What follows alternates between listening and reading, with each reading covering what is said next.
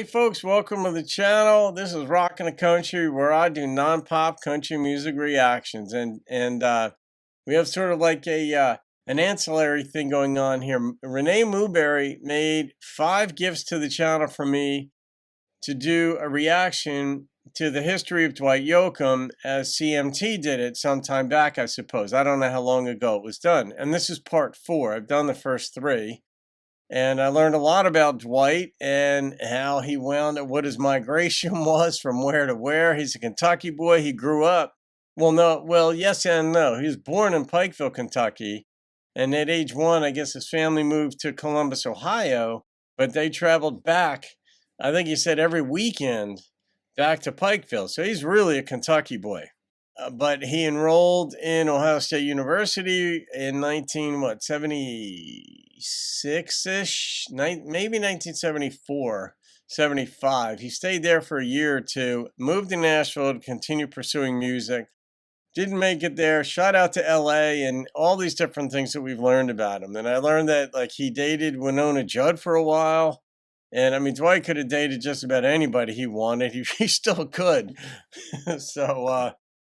But the most prescient, if you will, thing is that I was saying a while ago, before I knew anything about his background or history or anything, that just based on hearing the development of his thoughts in an occasional interview, that he's a philosopher. And I was a philosophy major at Rutgers, and I'm still a philosopher by nature. I'm always curious. I'm always learning. I don't mind questions. I don't mind disagreements. Arguments have to be structured well, have to be presented well, premises have to be reasonably supportable, all these sorts of things. But you could just tell in normal conversation when somebody has a bit more depth to the way in which they think. I spotted that in Dwight pretty early, especially the interview he did with Whoopi. Just how he just doesn't have like a micro cognition, if you will. He's got a metacognitive view of life and the world. And he imports that into his songs. And it's very helpful as an artist if you have an expansive mind, because you could just put lyrics and in his case, instrumentation as well together. Anyhow, Renee, thank you for this gift. Now on to part 4, folks. His music was good enough. In 1987, when Dwight released his second reprise album, Hillbilly Deluxe, radio and Nashville couldn't deny him. Little sister, don't you? Little sister, don't you? Dwight Yoakam was hotter than ever, and his powerful stage presence was a strong part of his appeal. Fans went wild over Dwight's skin-tight jeans, hat brim pulled down low, and raw sexual energy. I asked him one time how he gets those pants on and off. I wonder if there's a seamstress back there that sews them on. I don't mind looking at them. No big deal. It's the whole thing. It's his voice. It's those songs. It's the hips. I think he has the most dangerous hips in country music since Elvis Presley. In a December poll, Playgirl magazine named Dwight Yoakam one of the 10 sexiest men in the United States. The distinction would be one of many that demonstrated his widespread sex appeal. I think I called him personally to let him know about this one, was that he was named Man of the Year by the Australian Gay Cowboy Club. You hope people like it. There is one? But it's a bit off-putting and shocking when they do, in mass. We've never let him forget about that one. After the release of Hillbilly Deluxe, Dwight toured with Naomi and Winona, the Judds. 23-year-old Winona was as charmed as the rest of the country by Dwight. I said, "Find that man in that cowboy hat, and he's mine." He dated Winona when we were first on the road. And he was opening for us, and we were touring together, and there was more of a romantic thing going on. We shared, I think, common bonds in some ways. And again, felt a bit of sanctuary with each other, probably. But our lives were, full of highways and itineraries that weren't always, conducive to, pursuing that relationship together. I don't know how he gets in those pants. I know all you women out there have wondered the same thing. Well, I've seen it. There Way to go, Renee. Let's just say they're kind of hard to put on. He has to kind of, he has a whole little maneuver thing going on. The Dwight Yoakam juggernaut picked up even more momentum in 1989 with the release of his third album, Buenas Noches from a Lonely Room. Yeah. Dwight had already grabbed a hatful of top 10 songs, but he'd never earned a number one. When he persuaded his hero, Buck Owens, to come out of retirement and record a duet with him, he got his first number one.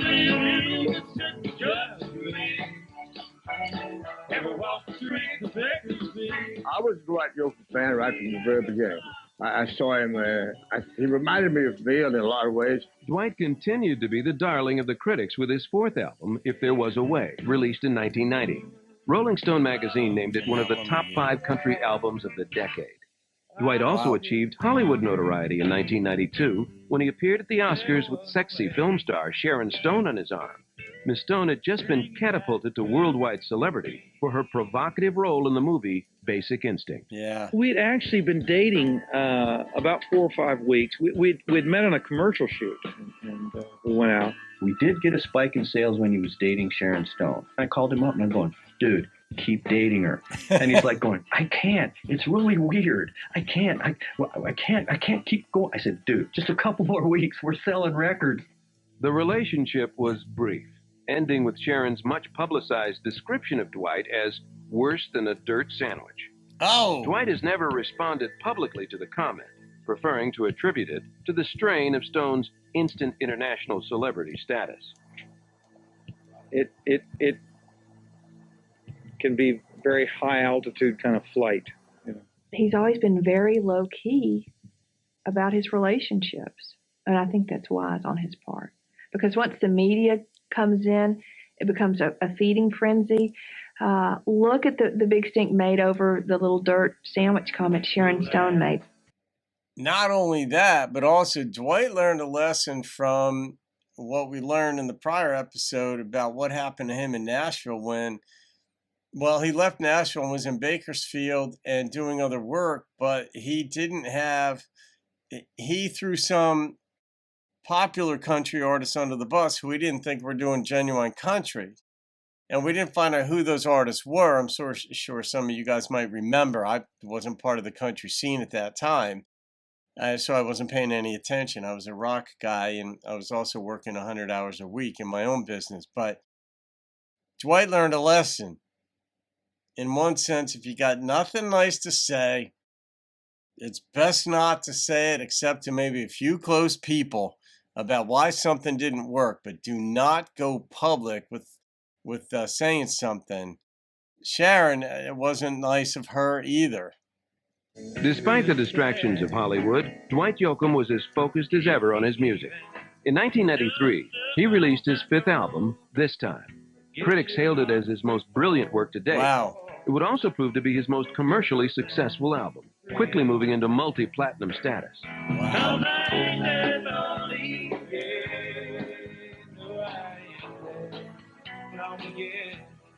Ain't That Lonely Yet won Dwight his first Grammy. When Dwight won the Grammy, you could see that twinkle in his eye. It was definitely the vindication he needed. I think he felt that he finally felt the acceptance from all the different formats. So he was very excited about that. I felt a little bit like, I guess, the music really finally caught up to everybody. Or everybody caught up to that music, at that moment. Dwight Yoakam had become a household name, his popularity crossing boundaries of age, class, and musical genres. He was everywhere. I mean, Mr. Marketing Genius. He was on all the talk shows, and his videos were being played everywhere.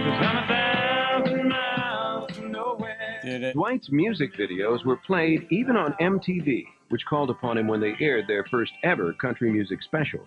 In November of 1993, Dwight and MTV VJ Karen Duffy, better known as Dove, co-hosted the special. The chemistry between the two was evident from the start. She's just got this kind of, leprechaun twinkle in her eye, and one of the most brilliant, vivacious, sexy women I'd ever met. I mean, I knew who he was and loved his music, but I had no idea that his sex appeal would hit me over the head like a sledgehammer. Dwight and Duff soon became inseparable. Life for Dwight Yoakam seemed to be a fairy tale. He had everything: fame, fortune, artistic fulfillment, and now a blossoming relationship. But Dwight was about to take a detour, one that would change his life forever. Oh, boy. Coming up, Dwight's preoccupation with acting causes concerns. You know how many times I've heard that from an artist as soon as they sell 3 records? Well, you know, I really want to make movies. It's what I want to do. And later, after 17 years, Dwight says a painful goodbye to his record label. He just felt it was time, you know, they don't get what I'm doing anymore as much, and it was time to go. Huh. The 5-year period from 1988 to 1993 saw Dwight Yoakam attain superstar status in American music. With 5 straight critically acclaimed, commercially successful albums and a high-profile sex symbol image, he had become a household name. When he chose to take time off from his music career in 1993 to pursue acting, his record company, Warner Reprise, was concerned. I was sure to tell him, Dwight, just don't forget what got you here, okay? Remember, it's country music. It's your fans out there from Kentucky to Seattle to New York, and they want you to keep making great records. Dwight, however, was clearly energized by the acting experience. He was also branching out into developing, directing, and editing his own music videos. Dwight was becoming a true Renaissance man. I think he liked the process. I think he saw it as another way to express his art, because he's an artist. Okay, remember, it's country music. It's your fans out there from Kentucky to Seattle to New York, and they want you to keep making great records. Dwight, however, was clearly energized by the acting experience. All right, and one thing that happens with actors, they think they could be musicians, and musicians think they could be actors. Like they all sort of like not grass is greener, but maybe fuller on the other side, and very few can pull it off. Yeah, so I can understand Page's reluctance to embrace him wholeheartedly going into acting. But we know how that turned out, but let's see how this is presented. He was also branching out into developing, directing, and editing his own music videos. Dwight was becoming a true Renaissance man. I think he liked the process. I think he saw it as another way to express his art, because he's an artist. Yeah. At times, though, his artistic license got out of hand for conservative Nashville. The music video for Dwight's single, Takes a Lot to Rock You, was deemed too controversial for air on CMT and TNN, the primary outlets at the time for country music videos. He turns in this video, and we give it to CMT, and they have a real problem with it. And, you know, the fact that it has a man in drag and a lot of men in bondage, I don't understand why they wouldn't play it. Another video, Little Sister, featured female go-go dancers in cages. Some fans interpreted the images as sexist. Well, I mean, it raised a lot of eyebrows. I caught a lot of flack over that from a lot of people. Even on the Conservative Country Music Association Awards show, Dwight pushed the envelope of what he considered country. In 1995, Dwight began work on 2 projects. The first was an independent film written and directed by Billy Bob Thornton called Sling Blade. That's awesome. Dwight played the role of Doyle Hargraves, a mean-spirited, abusive construction worker. Yep. Well, when we saw that movie, it was like, oh my gosh, Dwight. I mean, he just nailed that character. What a jerk. Someone was asking me one day, they said, what's that like, hanging out with him after you've seen him in these roles like that? And I said, well, I'm just not going to make him mad, that's all. It was interesting that when the credits rolled, I could hear people around me going, I didn't know that was Dwight Yoakam. Look at that. That was Dwight Yoakam that played that guy. He knows how to play these dark, kind of, squirrely guys that you would probably see if you were looking down death row or some prison anywhere in America.